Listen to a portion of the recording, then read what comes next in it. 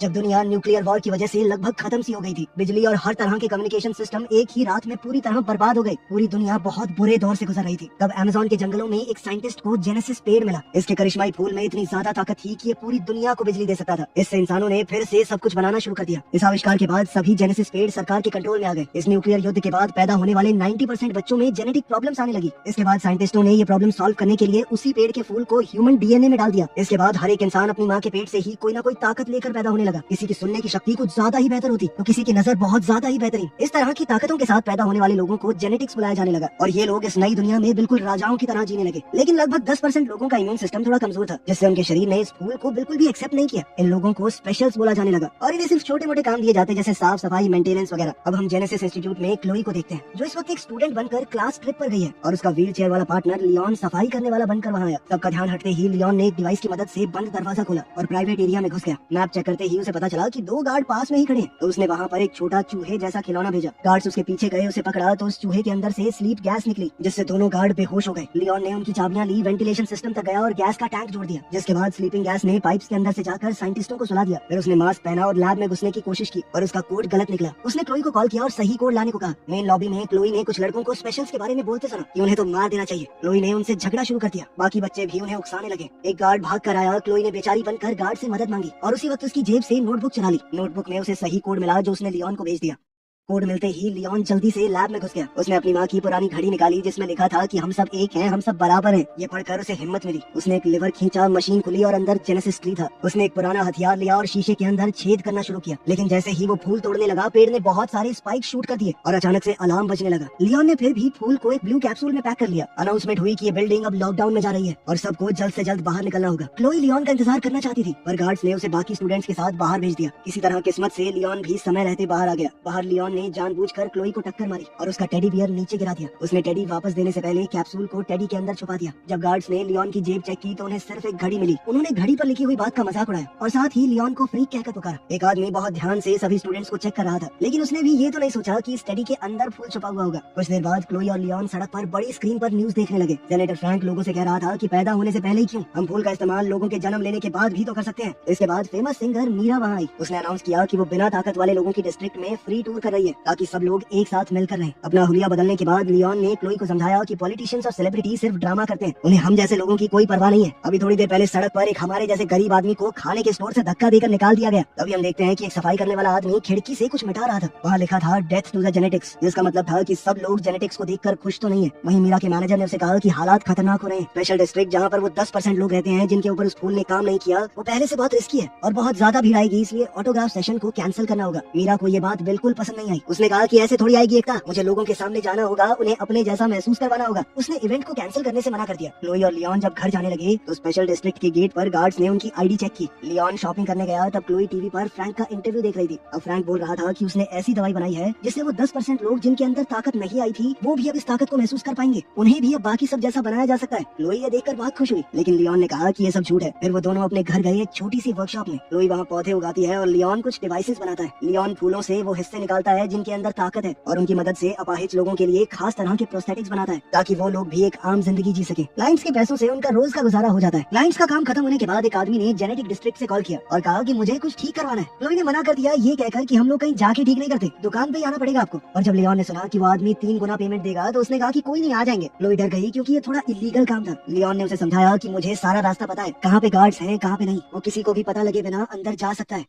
अब वो दोनों एक महंगे से रेस्टोरेंट में पहुंचे जहां कुक ने उन्हें पीछे के दरवाजे से अंदर लिया। वो कुक भी उन्हीं की तरह था। उसके पास एक मैकेनिकल सूट था जो उसे चलने में मदद करता है। अपाहिज होने के बाद भी अचानक एंटी जेनेटिक्स नाम की गैंग मेन दरवाजा तोड़कर अंदर घुस गई और उन्होंने बिजली भी काट दी। लियोन ने सूट ठीक करने का काम पूरा किया। कुक ने कहा कि मैं देख कर आता हूँ बिजली कैसे चली गई, साथ ही आपके पैसे भी ले आऊंगा। गैंग ने अब रेस्टोरेंट को तोड़ना शुरू कर दिया और खास शक्तियों वाले इंसानों को मारना भी। कुछ ही मिनटों में बहुत से टेबल्स टूटे पड़े थे और बहुत सारी लाशें जमीन पर थी। फिर गैंग का लीडर दीवार पर कुछ लिखने लगा। इतने में कुक वापस किचन में आया। उसके शरीर पर खून लगा हुआ था। उसने अपनी आखिरी सांसें भरते हुए क्लोई और लियोन को बताया कि बाहर क्या हो रहा है और फिर दम तोड़ दिया। अब क्लोई और लियोन ने भागने की कोशिश की, लेकिन पीछे के दरवाजे पर ताला लगा हुआ था। अब उन्हें यहाँ से भागने के लिए कुछ तो दिमाग लगाना पड़ेगा। लियोन ने क्लोई से कहा कि कुक का मैकेनिकल सूट पहनने में मेरी मदद करो। कुछ मिनट बाद 2 गैंग वाले किचन में आए। उन्हें सिर्फ मरा हुआ कुक ही दिखाई दिया क्योंकि क्लोई और लियोन छुपकर बैठे थे। वो लोग दीवार पर कुछ लिखते हुए बात कर रहे थे कि कल एक छोटा शो होगा और अगले दिन बहुत बड़ा काम। एक गुंडे ने अपने कुछ आइडिया देने की कोशिश की, लेकिन बॉस ने उसे चाकू दिखाकर धमकाया कि प्लान में कोई बदलाव नहीं होगा, ठीक है। एक आदमी ने एक कागज गिरा दिया और क्लोई ने उसे उठाया। पुलिस की आवाज आई तो गुंडे निकल गए। अचानक लियोन के सूट ने कंट्रोल छोड़ दिया। सूट ने खुद ब खुद उसे खड़ा कर दिया और काउंटर पर फेंक दिया। दोनों आदमी उसके पीछे आए तो लियोन ने बर्तनों और गर्म पानी का इस्तेमाल करके उनसे लड़ाई की। लड़ाई के दौरान बॉस का मास्क हिल गया और उन्हें उसका चेहरा दिख गया। गुंडों ने लियोन को काउंटर पर दबा दिया और क्लोई उसे बचाने कूद पड़ी। फिर लियोन ने गुंडों के ऊपर आटा फेंका और जल्दी से वहाँ से निकलने की सोची। अब वो क्लोई के साथ एग्जिट की तरफ भागने लगा। सूट की ताकत से लियोन ने दरवाजा तोड़ दिया और वो दोनों वहाँ से बाहर निकल गए। बाहर लियोन को सूट में चल पाना बड़ा मुश्किल सा हो गया तो क्लोई उसे संभाल कर एक गली में ले गई। पुलिस की गाड़ियाँ पास से निकल गई पर उन दोनों को नहीं देख पाई। क्लोई ने हिसाब लगाया कि सूट की टांग थोड़ी टूट सी गई है, इसीलिए वो लियोन को घर तक सहारा देते हुए ले गई। अगले दिन रिपोर्टर्स ने पूरा केस दिखाया और फिर सिक्योरिटी कैमरास के एक फोटो में लियोन और क्लोई भी थे। अब मीडिया बातें फैलाने लगा कि शायद ये भी गैंग के लोग हैं। सारी इन्फॉर्मेशन निकाली गई ताकि पुलिस को भेजी जा सके। स्पेशल फोर्सेस के कैप्टन हजिस ने कहा कि ये बिना खास शक्तियों वाले लोगों का जो एरिया है ना, ये क्राइम का अड्डा बन चुका है। हम जल्द ही स्पेशल डिस्ट्रिक्ट के ऊपर रेड करेंगे। लियोन और क्लोई डर गए क्योंकि उन्होंने उसे पहचान लिया था। दरअसल वो उसी गैंग का लीडर है जिसका चेहरा उन्होंने पिछले दिन लड़ाई में देखा था। क्लोई ने वो कागज खोला और पता चला कि वो मीरा की कॉन्सर्ट का फ्लायर है जिसके अंदर एक छोटा सा मैप बना हुआ है। वो लोग समझ गए कि इस गैंग वाले लोग कॉन्सर्ट पर हमला करेंगे और इस बात के लिए दोषी हम जैसे लोगों को ठहराया जाएगा। लियोन डर कर सामान पैक करने लगा ताकि वो शहर छोड़ दे, पर क्लोई ने कहा कि हमें लोगों को बचाना होगा। सिर्फ हम दोनों हैं जिसे पता है हमला कहाँ होने वाला है। बहुत सारे निर्दोष लोग मरेंगे वहाँ पर, क्या हम ऐसा होने देंगे? इस पर लियोन ने कहा कि एक ऐसा आदमी जिसका नीचे का शरीर चलता नहीं और एक 12 साल की लड़की क्या कर लेंगे? ये सुनकर क्लोई रो पड़ी। उसने कहा कि भैया तुम खुद कर सो, और इतना कहकर भाग गई। लियोन चाहकर भी उसे रोक नहीं पाया। इसके बाद फ्लैशबैक में दिखाया जाता है कि एक जवान लियोन अपने पिता के ऑफिस में घुस गया था अपनी फाइल देखने के लिए। वहाँ उसे पता चला कि वो स्पेशल है। जैसे ही उसके पिता को पता चला कि उसका बेटा एक स्पेशल है, उसके पिता ने उसे वहीं पकड़ लिया। ये सब याद करके और अपनी माँ की घड़ी को देखकर लियोन ने फैसला किया कि उसे कुछ तो करना होगा।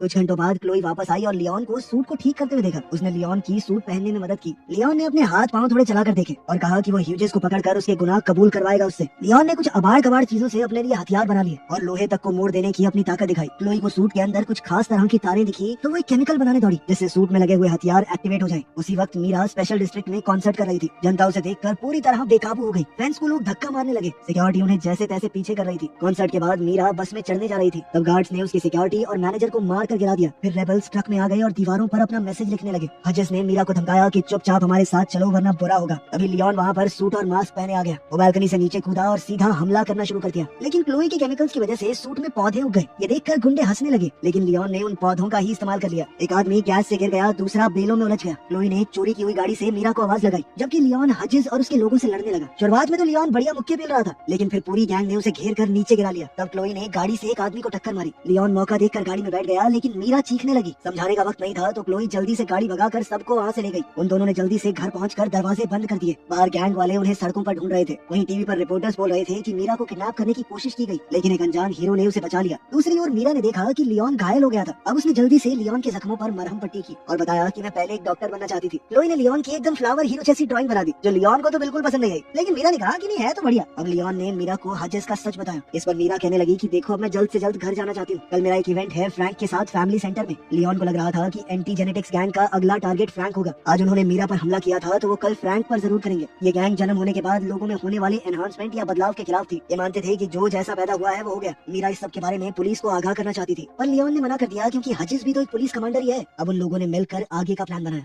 अगले दिन मीरा और लियोन फैमिली प्लानिंग सेंटर गए जैसे वो कोई नया शादीशुदा जोड़ा हो जो बच्चे करना चाहते हैं। मीरा फेमस थी तो उसने डॉक्टर से कहा कि सर मैंने अपॉइंटमेंट नहीं ली और ना ही किसी को आज तक अपने पति के बारे में बताया क्योंकि मैं मीडिया से अपने परिवार को बचाना चाहती हूँ। लियोन ने डॉक्टर को जैसे तैसे मना लिया कि वो उन्हें अपनी फैसिलिटी का एक टूर दे। इस सब के दौरान लियोन ने बड़ी चालाकी से एक चाबी चुरा ली। फिर उसने वहाँ काम करने वाले लोगों का ध्यान भटकाया, ये कहकर कि मीरा अब सबके लिए परफॉर्म करेगी। ये कहकर उन्होंने सभी लोगों को एक कमरे में इकट्ठा कर दिया। तभी एंटी जेनेटिक्स गैंग के लोग आ गए और लियोन लॉबी में उनसे भिड़ गया। गुंडे उस पर टूट पड़े तो लियोन ने गैस बॉम्ब्स छोड़े जिससे उनके मास्क तक पिघल गए। शुरुआत में लियोन बहुत बढ़िया लड़ रहा था, लेकिन वो लोग बहुत ज्यादा थे, उन्होंने उसे नीचे गिरा लिया और वो गुंडे मिलकर उसे मारने लगे। हजिस ने उसका मास्क उतारा और उसके चेहरे पर बार बार मुक्के मारने लगा। तभी अचानक फ्रैंक की सिक्योरिटी आ गई और गुंडे भाग गए। इस पर मीरा ने बताया कि उसने ही फ्रैंक को कॉल किया था क्योंकि वो समझ गई थी कि गुंडे ज्यादा होंगे, लियोन अकेला नहीं संभाल पाएगा। लियोन ने पूछा कि गार्ड्स ने गुंडों को फॉलो क्यों नहीं किया, तो फ्रैंक ने कहा कि तुम हमारे लिए उनसे ज्यादा जरूरी थे। पता चला कि फ्रैंक असल में लियोन का पिता है। क्लोई ये सुनकर पूरी तरह चौंक गई। वो सोच में पड़ गई कि लियोन ने आज तक उससे झूठ कहा कि उनके पिता मर चुके हैं। वो नाराज होकर वहाँ से भाग गई। अब रिपोर्टर अंदर आ गए तो उन्हें देखते ही फ्रैंक का पॉलिटिशियन मोड ऑन हो गया। उसने कहा कि मेरा बेटा एक प्रूफ है कि जेनेटिक्स और ऐसे लोग जिनके ऊपर फूल ने काम नहीं किया उन लोगों के बीच में गैप बहुत ज्यादा बढ़ गया है, इसीलिए कल वोट बड़े ध्यान से देना। एक हफ्ते बाद अनाउंस हुआ कि फ्रैंक के प्रोजेक्ट को लगभग सबने अप्रूव कर दिया है। बहुत सारी बसेस स्पेशल डिस्ट्रिक्ट में आई और सभी गरीब लोगों को शहर के बाहर एक मेडिकल कैंप में भेज दिया गया। इस ट्रीटमेंट के बाद उन लोगों के अंदर भी कोई कमी नहीं रहेगी, तो इसीलिए उनकी रहने की जगह यानी स्पेशल डिस्ट्रिक्ट को खोल दिया जाएगा और सभी लोग आराम से एक साथ रहेंगे, कोई रोक टोक नहीं होगी बीच में। मेडिकल सेंटर में लियोन पूछने लगा कि क्लोई कहाँ पर है, लेकिन फ्रैंक ने बताया कि हम लोग उसे नहीं ढूंढ पाए। जब लियोन ने हजिस का नाम लिया तो फ्रैंक ने टॉपिक बदल दिया। उसने कहा कि तुम इस सब की चिंता मत करो, मैं बस तुम्हारा इलाज करना चाहता हूँ। लियोन ने याद दिलाया कि जब आपने माँ का इलाज करने की कोशिश की थी तो वो मर गई थी, याद है आपको? फ्रैंक ने माफी मांगी और ये माना कि मुझसे गलती हुई है। उसने बताया कि तुम्हारी माँ ने एक लेटर भी छोड़ा है, लेकिन मैं आज तक डर रहा था उसे तुम्हें देने से। जब तक मैं हिम्मत जुटा पाता तुमने घर छोड़ दिया था। अब लियोन ने लेटर खोला। उसकी माँ ने लिखा था कि मुझे तुम लोगों को छोड़ना पड़ा, उसके लिए मैं माफी चाहती हूँ। वो चाहती थी कि लियोन एक अच्छा आदमी बने, लेकिन उसे डर था कि लियोन के अंदर का गुस्सा उसके दिल को खा जाएगा, उसके अंदर कड़वाहट आ जाएगी। उसने कहा कि बेटा लोगों को माफ करना सीखो, क्योंकि कोई भी आखिर तक साथ नहीं होता। ये सब पढ़कर लियोन अपनी माँ को याद करके रोने लगा। मीरा वहाँ आई और लियोन को ताजी हवा के लिए बाहर ले गई। बाहर घूमते हुए लियोन को क्लोई दिख गई तो उसने उससे माफी मांगी। क्लोई भी अपने भाई से ज्यादा वक्त तक गुस्सा कैसे रह पाती। फिर लियोन ने बताया कि मुझे लगता है फ्रैंक ने ही सारे हमले करवाए हैं ताकि उसका प्रोजेक्ट अप्रूव हो जाए, लेकिन उसे पकड़ने से पहले उन्हें उसके खिलाफ सबूत ढूंढना होगा। क्लोई को एक आइडिया आया और उसने एक आदमी से जिसके पास आई प्रोस्थेटिक है उसका कैमरा मांग लिया। उधर डॉक्टर्स ने अगले पेशेंट का नाम अनाउंस किया। उधर लैब में क्लोई ने वेंट्स में घुसकर रिकॉर्डिंग स्टार्ट कर दी। हजिस और फ्रैंक आपस में बात कर रहे थे। उनकी बातचीत से ये तो साफ हो गया कि उन दोनों ने मिलकर ही ये काम किया है। अपने कुछ पेशेंट्स को बेहोश करते वक्त फ्रैंक अपना प्लान समझा रहा था। वो इन लोगों के दिमाग से खास तरह के जीन को निकालना चाहता था, फिर वो उस जीन को उन लोगों के अंदर इंजेक्ट करेगा जिनके अंदर खास ताकत थी। फ्रैंक इसे इंसानों का अगला एवोल्यूशन कह रहा था। फ्रैंक ने बताया कि इससे वो लोग और बेहतर हो जाएंगे, हमेशा जवान रहेंगे चाहे कोई भी उम्र हो। उसे स्पेशल्स यानी अपाहिज लोगों की कोई परवाह नहीं थी। इन लोगों का तो सिर्फ वो इस्तेमाल करना चाहता है उस जीन को निकालने के लिए। थोड़ी देर बाद क्लोई ने टेंट में सबको रिकॉर्डिंग सुनाई। मीरा रोते हुए वहाँ मौजूद सभी स्पेशल्स से माफी मांग रही थी, क्योंकि उसे इस बारे में कुछ नहीं पता था। लियोन ने अपनी माँ के मैसेज को दोहराया कि हम सब एक बराबर हैं, हमारे अंदर कोई कमी नहीं है, इंसान है हम भी। ये बातें कहते हुए उसने सबको लड़ाई के लिए उकसाया। उसने कहा कि मुझे किसी भी हालत में मेरा सूट चाहिए। इस पर क्लोई ने बताया कि मैंने पहले ही स्टोरेज की चाबियां चुरा ली है।